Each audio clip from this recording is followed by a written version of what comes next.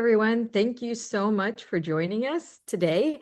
I'm very, very excited about our topic and chatting with our panelists here. So thank you as well for joining us. This is a lead dev panel discussion created in partnership with CodeRabbit. We will have about 45 minutes. After it, we will head over to the Slack channel that you will get a link to. It's a great way to continue the conversation. It's an awesome community of Eng leaders. So I really encourage you all to join and sort of continue with questions or discussions that we probably will not have time to fit into this 45-minute slot. I will keep an eye on the Q&A in Zoom, but again, if we happen to miss your question or not have time for it, don't hesitate to drop it in Slack, and we will do our best to make sure that, one of the panelists or myself get back with an answer or a link or something hopefully useful to you and what you're asking about. So let's get started with some introductions. My name is Delia Havens. I'm the SVP of Engineering at Lucid, and I'm super excited to moderate and sort of help shine a light on all of these wonderful panelists who have a ton to share with us. We are very lucky that they bring in all the different perspective, and I'll let them introduce themselves and give you some insight into their work. James, we'll start with you. Sure, thanks for having me. My name is James. I'm a staff engineer at Tilt. We're a fintech company with employees ranging anywhere from the US, New Zealand, Australia, Brazil. So we cover most of the globe, and we do have a current roles open. What we do here is we essentially focus on those that are underserved by traditional lending models. And so we use different AI algorithms instead of credit scores to lend to people who generally don't have access to credit. Very cool. Hasit, would you like to go next? Good. Hasit, nice to meet you, and thank you for having me on the panel. I'm with CodeRabbit. I lead the enterprise engineering team here. CodeRabbit is a AI code review tool. Gathers a lot of context around your code and gives you very relevant code reviews. It's a tool that it has been changing a lot of enterprise workflows, and happy to talk about it today. We also have a job description somewhere in the links list. So please check out. We have jobs for many different roles. All right, Pete, take us home. Hi, I'm Pete Hodgson. I work at a consulting firm called Tribe AI. I'm the head of technology for our AI native transformation practice. So what that means is we're focused on kind of helping large enterprises rewire their workflows for agentic AI. And my particular focus is engineering organizations, helping large organizations kind of reimagine how we build software, rewire the SDLC in this kind of wild new world of AI. We're also hiring. We are hiring a lot, so would love to hear from folks. There will be a link. And I'm particularly excited about this panel because, one of the first things that engineering leaders talk to me about is, the step one is figuring out how to use these, get started using these tools, and step two is what do we do with all the code we're now needing to review. So super excited to dig into the topic. Very cool. All right, let's set the stage. If you're leading an engineering team right now, I'm pretty sure this topic is very, very relevant to you. It's amazing how much code we're able to ship. And that probably still leaves us with the same number of reviewers, the same engineers on your team, trying to keep up with it all. So at least for me and the enterprise products and code bases that I work in, we're talking about brownfield here. So Yep. Hold your objections, greenfield. You can YOLO your code if you want to, but really there is intentionality in the care, not only of the implementation that you're serving your customers with, but the importance of quality and security and so on. And really what I want to do with this conversation is make it as practical as possible, trying to plug in as many takeaways for each of you attending here to bring back to your team and hopefully continue to accelerate and find momentum and, again, quality with the work that you're doing with your team. So we're going to cover specifically code reviews and how that's changing, where to put the guardrails and how to handle the amount of code that's coming to your team. So let's go ahead and dig in. So to kick us off, maybe for the panelists here, I'd love to hear from each of you one sentence or something, quick on the single biggest thing that's broken about code reviews right now. All right, James, we'll start with you. I think the biggest thing for us is keeping up with the code review volume while also maintaining the same focus that we did at lower velocity levels. Pete, do you want to go next? I think the thing that's broken right now is people are doing way too much stuff post coding that they could be doing when they're planning. So giving feedback after the whole thing is built versus iterating on the plan. Let's put a pin in that. I have a question for you after. Hassett, what about you? So yeah, I'd like to echo what James said, and the volume of code is increasing. Not just that, the number of PRs is going up. It's especially the staff engineers, the lead engineers become the bottleneck after some point, because the amount of volume that they see, they cannot effectively context switch between amongst all of these different PRs to actually give a meaningful review, right? So I think that is where we see the biggest pain.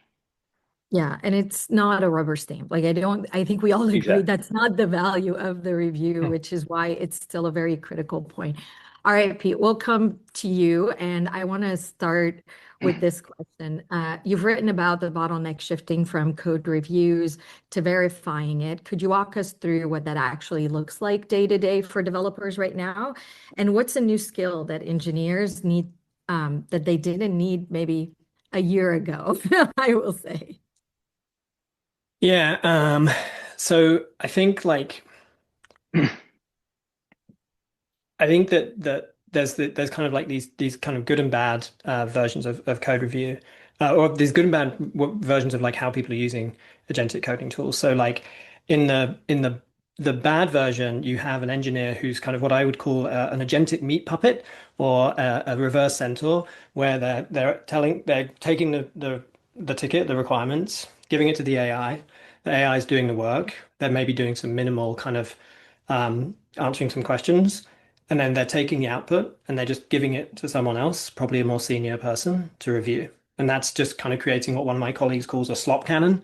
And the staff engineer is is suffering at the end of it. So I think that's like the bad version of the world. I think what the good version of the world is that shift in where you're looking for feedback from those staff engineers and who's giving that feedback. So rather than that maybe less senior engineer kind of not looking for feedback at all, or just taking whatever the AI is producing and giving it to the senior person, what I think the good practices and what people should be learning to do is a lot more upfront collaboration with that person who you're looking for feedback from before you start writing the code. And this is something that like high-performing teams have been doing for decades, like very, very high touch feedback, having kind of kick-off design conversations right down at the level of individual stories, and kind of having a lot of structure and rigor around that. And now I think just everyone has to learn how to do that, because we can't just keep firing all of this slop. Like if you think about what are we looking for from code review, there's a ton of, at the end of the day, we're looking for feedback on decisions. That's the value of code review. And some of those decisions are implementation decisions, and you can only give that feedback after the implementation has been done. The most interesting decisions are the design decisions, the high-level architectural decisions. And you get way more leverage looking at those decisions and giving feedback and iterating on those decisions before you start writing any code. You can iterate on it with AI in the loop as well. But yeah, if you've got a staff engineer who's kind of suffering under all of this slop, I think the key is to figure out how to move that feedback to the beginning of the cycle, not to the end. I think I agree, Pete. AI can generate a lot of syntactically correct stuff and in large volumes, but we were doing architecture discussions, product design, RFCs before that as well. And that is, I think, so valuable because that is where you would describe the intent behind the change rather than just the syntax of what is being changed. Yep.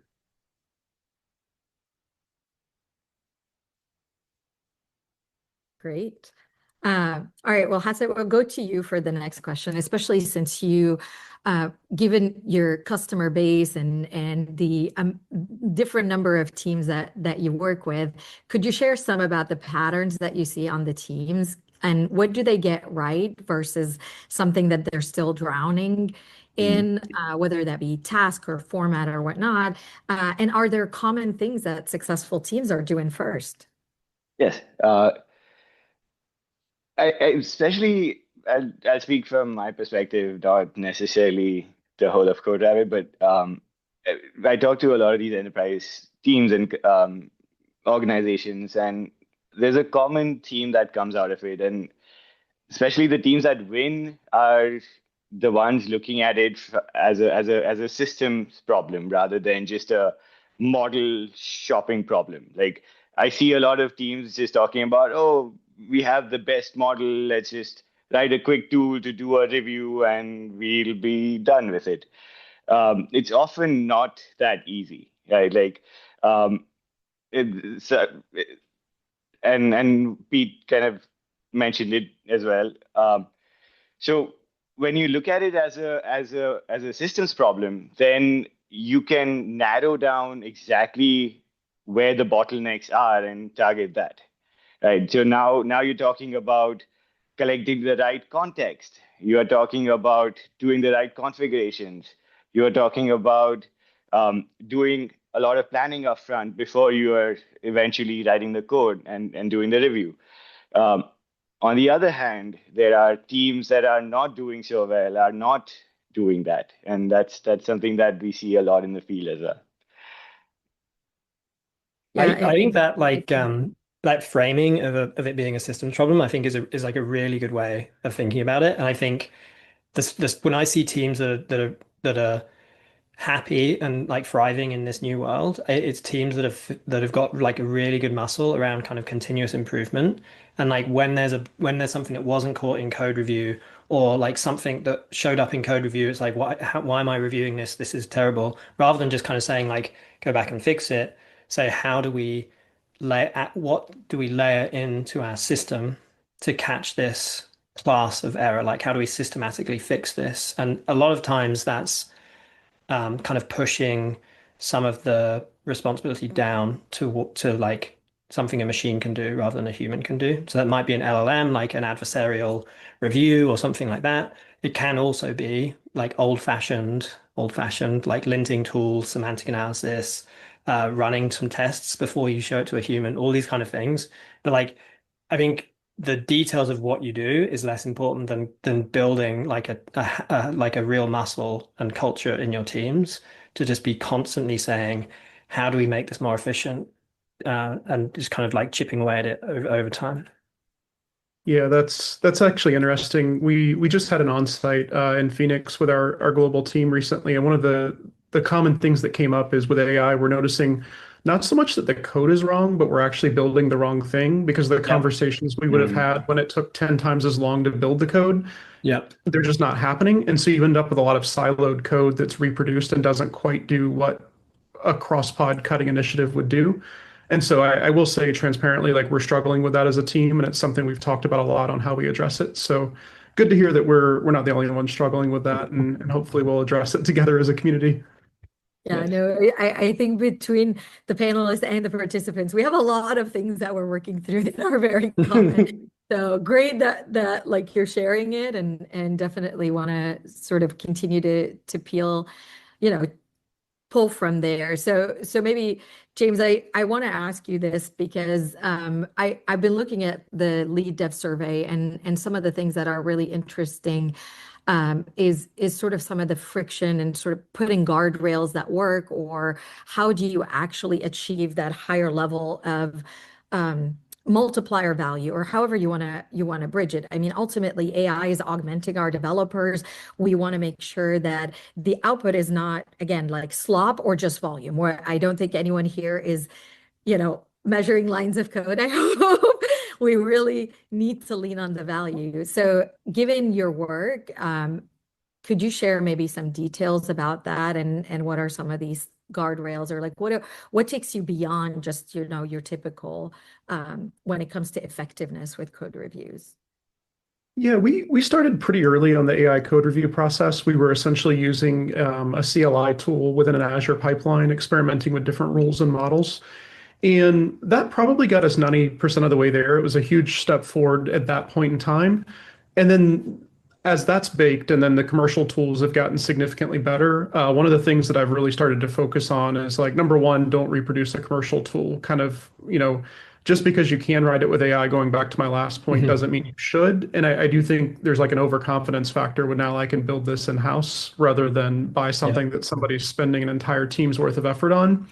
So we've kind of abandoned our in-house PR review tool, but we are focusing on other parts of the lifecycle. A couple examples are we've really refined our code owners file to make sure that the most knowledgeable people are doing the reviews, and as teams shift responsibilities, keeping that updated. That's been huge, getting us towards a point where AI can be one of the reviewers, but not all of the review.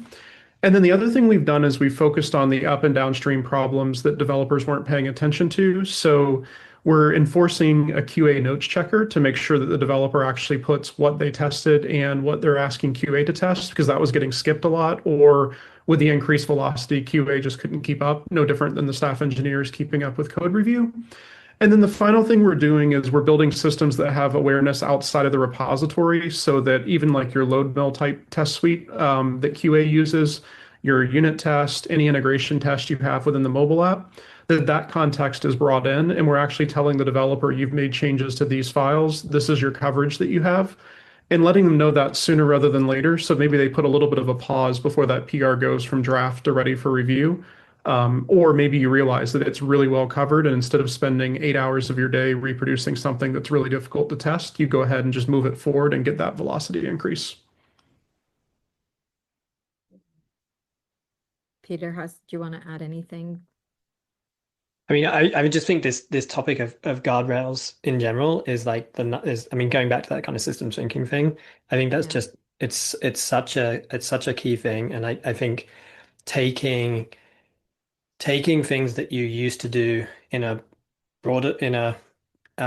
further out loop and bringing it into an inner loop. I'm obsessed with feedback loops. But like if you think about kind of like the outer loop of code review, right? Like one person writes the code, or person and an agent writes the code, another person or people review it. That feedback loop is really long. The feedback loop of just kind of submitting a PR maybe and running like whatever your continuous integration tooling is against that PR, that's still really long for a lot of people. That's like multiple days kind of feedback loop, or multiple days worth of work, like of the batch size, right? And maybe it's a 10-minute feedback loop or something, or maybe an hour feedback loop.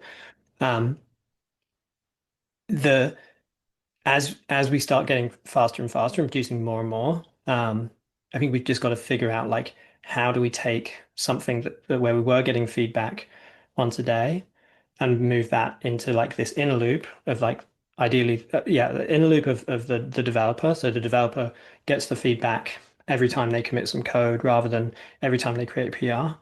Or ideally, we've now got a new loop, like the agentic loop, where I give the agent a task, and it's whirring and clicking and writing code and running the linter and all those kind of things, and I'm off, eating a bowl of ice cream or whatever.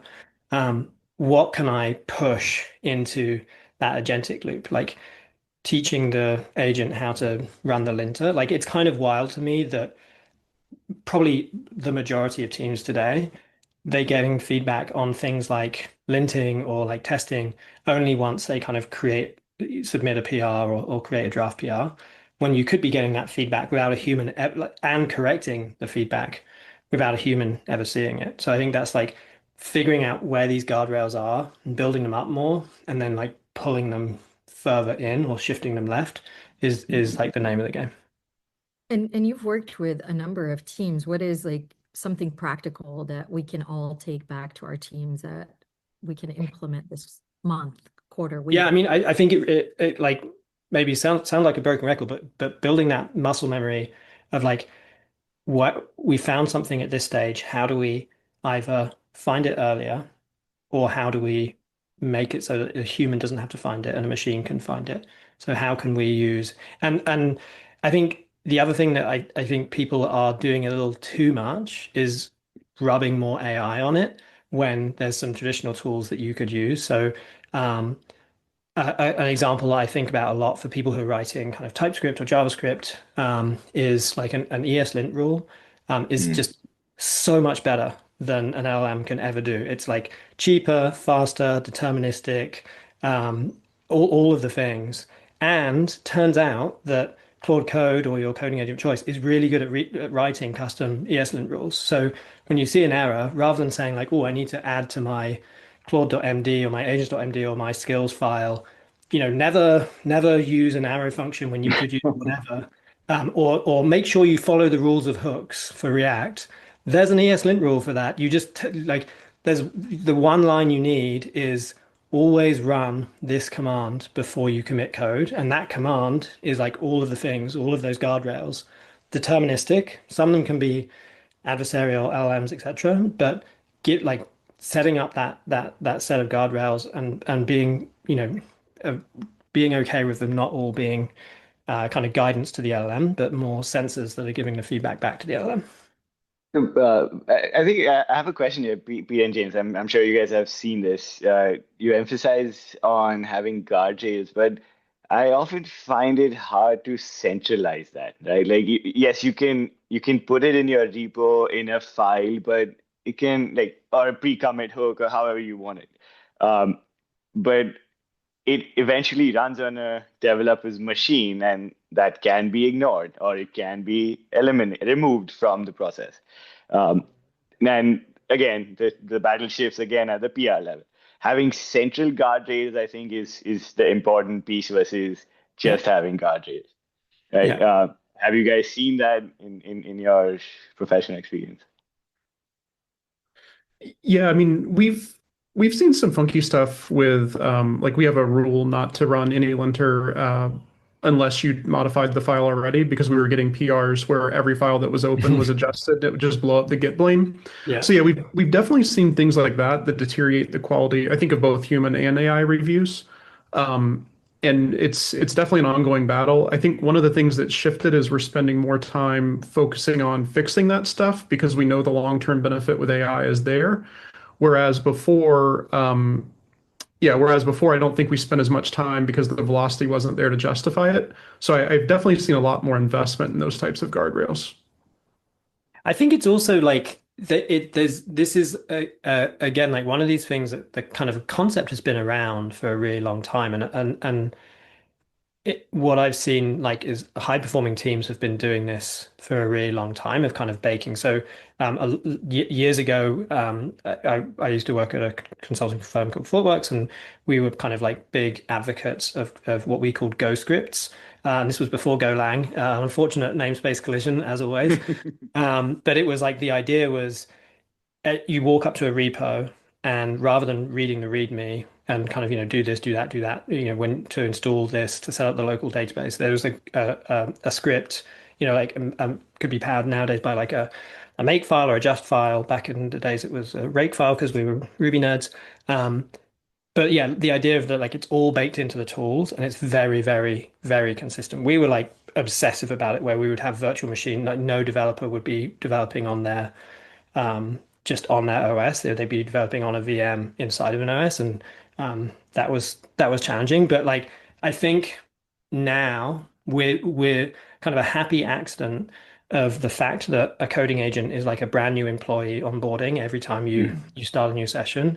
We're just having to build this stuff into our system. So the idea of like having a really standard way to run the linting, I think 5 years ago, 2 years ago, if you picked a random software team, there probably was that exact issue you're describing, Hasit, where like some people do it this way, and my preferred way of running ESLint is this way, like I'm running it inside of Docker and I'm using this IDE, right? And that's just not That doesn't work for coding agents because you've got to give them a consistent set of rules. So I think it's kind of Exactly. forcing us to do some of this kind of standardization, which is, I don't know, like there's some downsides for sure, but I think that overall it's actually a real win that to get that consistency, and start having kind of almost like a local CI, right? Where you're kind of like got a standard way of doing all these pre-commits and all those guardrails are running locally. Yeah, and there's something about like the right level of feedback loop and guardrails. I think that's also Mhm. the important part is that like if you go write a million test cases, your cycle time shoots up, nobody can Yep. ship anything. So like the goal is not let's make it as complex as possible. And I think that's kind of like bringing it back to the AI code review core topic that we're talking about. How do you see past that failure mode where it's a lot of nitpicking, the value is not quite as much, but sure, you've got a bunch of comments on your PR. I don't know if Hassan, you want to start maybe with this question? I'd love to hear your thoughts on it. Um, yeah. So are you specifically asking in terms of code reviews right now, or Yeah, I think it's more, and I apologize, I don't mean to throw you off here. I was mainly thinking, um, given that you're seeing how multiple like different teams are adopting Mhm. your product, there is that fear of now I'm getting a bunch of nitpick comments on my PR, and that's really not Right. valuable. So really, how do you get past that failure mode? What have you seen work really well for yourselves as a team, as an Eng team, for your customers or the partners that you work closely with? Yeah, okay, yeah. So I think um, it's less about asking the question of how do we do reviews and AI written code PRs. It's more about now kind of thinking about, okay, what is sufficient evidence to do this in an like automatic manner, right? Like in an efficient manner. And of course, with safety in mind, like you do not want to just get a rubber stamp from an AI tool to just go forward. And so having a second pair of eyes is important. Having guardrails, as we've discussed in the previous topic, is important. A mix of determinism mixed with this AI-based code review is also important. Um, so continuous verification, maybe set up some policies to make sure that your code always adheres to it. Um, some repo specific memory, some knowledge base that is carried on from review to Mhm. review or from conversation to conversation. Uh, and also like making it machine checkable, right? Like that's again, we keep going back to this, but like guardrails really help in when things are checkable by a machine, it can be much faster and much more efficient. So yeah, that's my Makes two sense. cents on it. Yeah. James, did you have something to add? Yeah, I think for us, like avoiding the nitpicky stuff is more on just code hygiene that wasn't possible in the past. And so one of the things we're doing with our PR review tool is every couple of weeks we go through and we look at the feedback that developers are thumbs upping. It also tracks who's responding to the PR review. I'm sorry, who's responding to the feedback and making the requested code change, and who's not. And so we're looking at the rules that aren't being triggered, and if they're not being either they are being Mhm. triggered or they're not, but either way, if they're not being acted upon, we go ahead and clean those up because they're not serving any value after a certain amount of time. And then the ones that we're seeing constantly pop up that are getting adjusted, what we're doing is we're actually realizing that a lot of the times the reason they're triggered so often is because our code base has a mix of patterns. And so Oh. we're leveraging tools like Cloud Agents to go clean those patterns up because theoretically you write a unit test and then now you can go clean it up in 100 spots and you know that the risk is very low.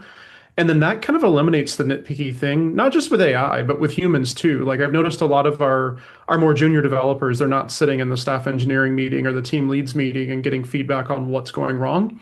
And Right. so there's feedback that gets missed and doesn't trickle down. And so they're constantly getting feedback on a PR, which is the first time they're hearing about a decision that was made in a room they didn't have access to. And so definitely focusing more on like background cloud agents to do the lower hanging fruit.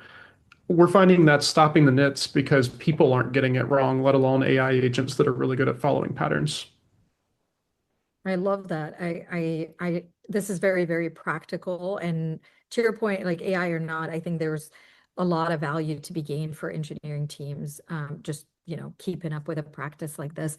So maybe I'd love your thoughts. I won't call anyone specifically, but if you have a metric that has helped you, not necessarily, again, like I'm a big advocate. I love data. I love engineering metrics, but I'm very, very clear that they cannot be punitive. But what I'm looking for here is like a metric that allows you to see when your setup is a bit off, or your teams are really sort of getting friction versus value. Is there anything that you found that works well for you or teams that you know of?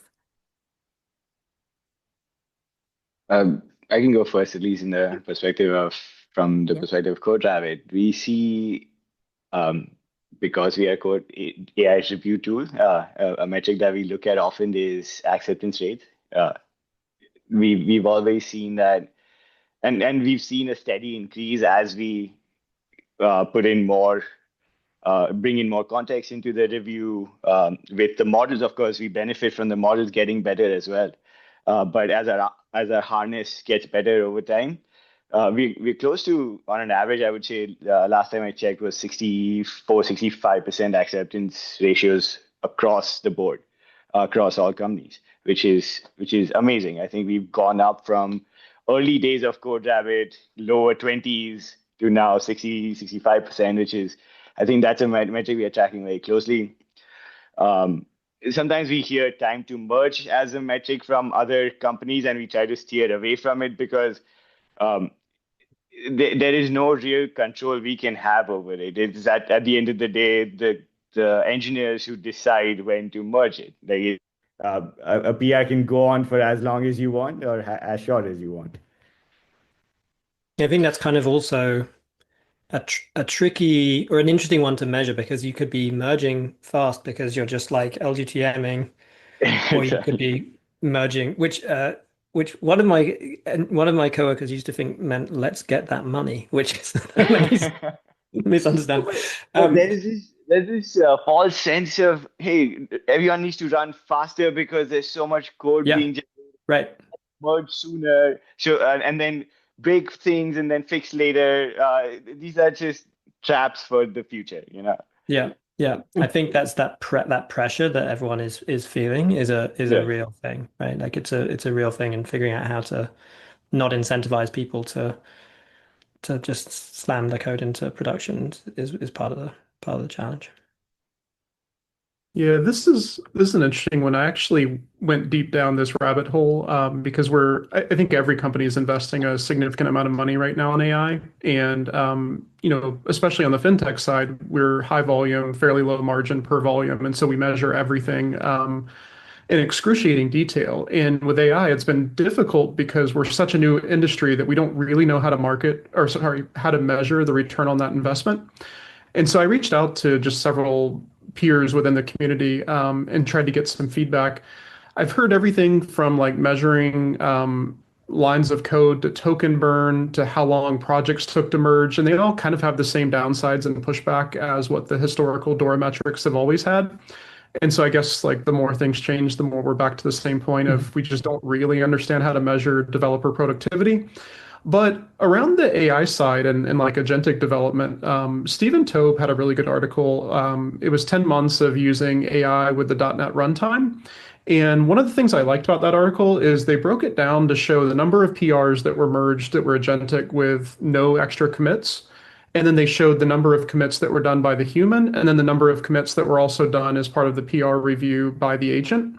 And that's probably the closest of everything that I spent going down this rabbit hole. That's probably the most effective metric I could come up with of how often are we getting it right the first time. That means, in my mind, we're doing the work up front. We're making sure we give the agent clear instructions. We've cleaned up our code. We've got guardrails.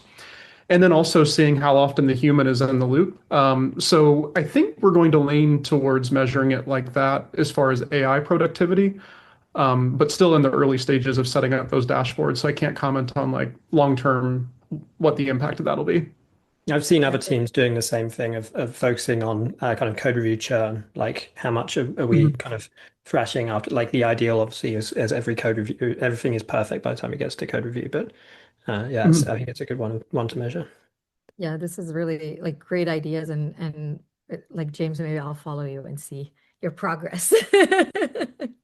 Okay, we have a couple of questions in the chat, so maybe let's take them quickly. The first question is, I'm curious about the practices you found most effective for closing the loop on code review feedback, mainly for turning reviewer comments into actionable improvements in repo context and development standards, and also from a context engineering perspective.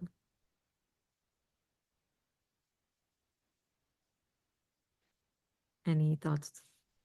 Feel free to go for it.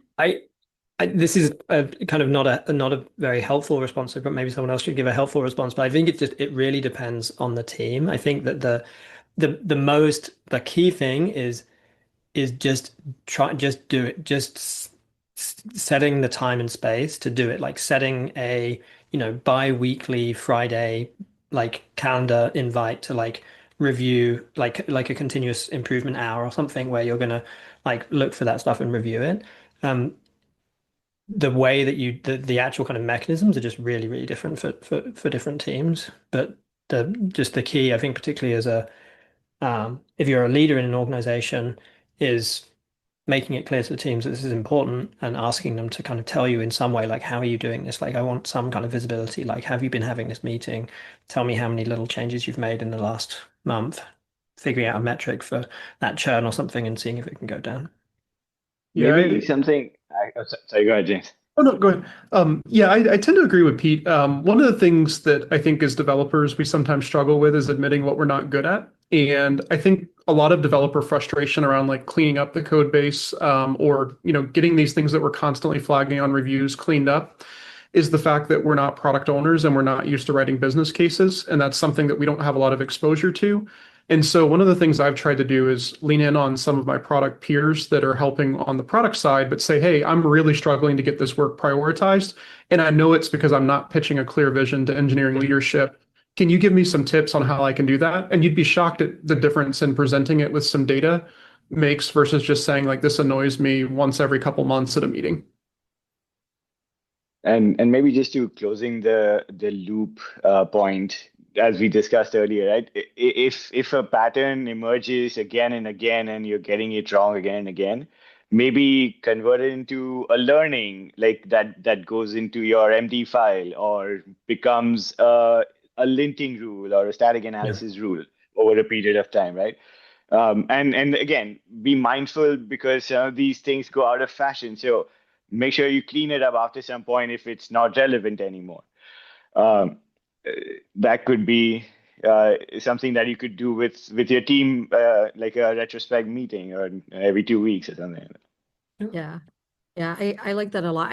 I will say I encourage, and this goes to both engineers and managers and so on, but there is a beauty in how quickly we can iterate now. So a lot of engineering initiatives have been held back by the amount of investment, and then is that investment worth the return on effort?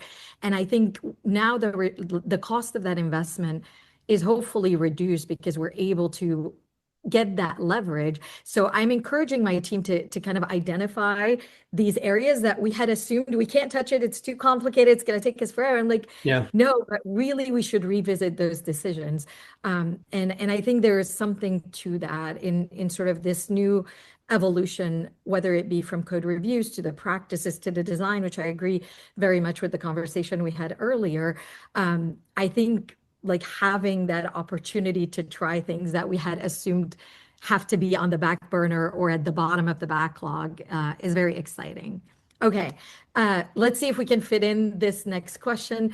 Do you have different tolerance set in reviews based on the feature maturity? So if you have this experimental feature flagged, should you have more leniency Sorry, I apologize. I feel like I'm butchering the question, but I think I understand the spirit of it. Would anyone care to comment on it? I think this boils down to your organization's appetite for how okay you are releasing something that is not very finished. This is not a leniency thing that you would do on a review because you should take every code change with the utmost importance. Code changes are not to be taken lightly. Eventually, they are making into production. But yes, you might get something wrong from the business side on a new feature flagged feature, and that's okay. You could iterate over that quickly. Yeah. I'll play a little bit of devil's advocate on this one. I guess we can have differing views to prove it's not scripted. I was a part of a really cool project right before COVID that was essentially getting logbooks onto aircraft, and we did complete unit test, integration test coverage over everything, took it to the extreme. And then ultimately the funding got cut once COVID happened and airlines were no longer paying their bills. And that really hit home to me that I missed out on one of the coolest projects I could have had in my career because time to market was too slow. And so now I've adopted a lot more of like, if it can be a feature flag that is at 1% and we can roll it out and we know how to monitor it, I'm actually willing to ship loosely tested or like really fast code with a couple of exceptions. Like obviously it can't be money movement or it can't be a life or death situation. But I will say one thing as I've gotten further in my engineering career is I am a lot more willing to test or to ship code that is not thoroughly tested to get speed to market because so many features that we've built have been the wrong thing the first time. Yeah, I think I really agree with that, and I will kind of like build on it to say, I think that what you've got to be when you're doing like an A/B test or a feature flagged feature, right? Like I think what you've got to be saying, am I building this to learn? If this is an experiment and I'm building it to learn, absolutely, time to market, like again, feedback loops, like can I build a quicker iteration of learning? Can I put this out to 1%, tweak it, show it to some users, tweak it? 100%, I think you should be looking at quality through a different lens. But once you've learned and you're building for scale, this is now real code. So if you've kind of punted on all of the code review and then you said, okay, this is great, you can't just kind of like la la la, like it was feature flagged, so therefore we don't care, we'll turn it on. I think you've got to be intentional in saying, this was great, we did 20 rounds of iteration where normally we would have done 2. We saved so much time. Now we can use that time to go back and build the feature right. And setting that intention up front and having these kind of dual tracks of like building to learn versus building for scale. I think that's a really good habit because then you can have that conversation explicitly. They're like, oh no, this is a build to scale. This is a build to learn feature. It's fine if it's not perfect.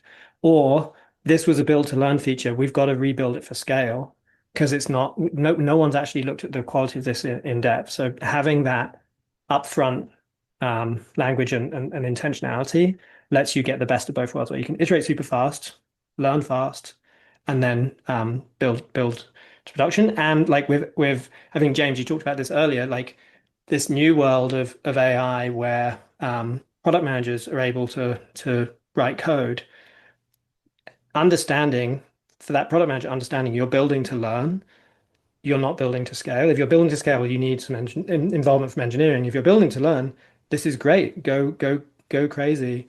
We'll have some guardrails in place. But yeah, iterate, learn. And then once we're ready to scale, we'll bring in the engineers and go a little bit slower, but build it to last. And I find that much easier in greenfield projects versus brownfield projects. If you're starting from scratch, it's very easy to just like quickly get something out and get feedback from customers. All right, y'all, we are at time. This was a fantastic conversation. I hope everyone is excited about some of the takeaways from what you all shared, as well as, shipping great products and value. I think we're all here because we deeply, deeply care about the code review step as part of quality, as part of the value that we're delivering with the products that we're building. So amazing panel for all participants. Thank you so much for joining. Please move the conversation to the Slack channel. I encourage you to keep the questions coming. Both myself and the panelists will hang around there and keep an eye on the channel if you have more thoughts or questions or carry on the conversation. All right, everyone, have a great rest of your day. Thank you again for joining us. Bye, everyone. Everybody. All right, thank you. Bye.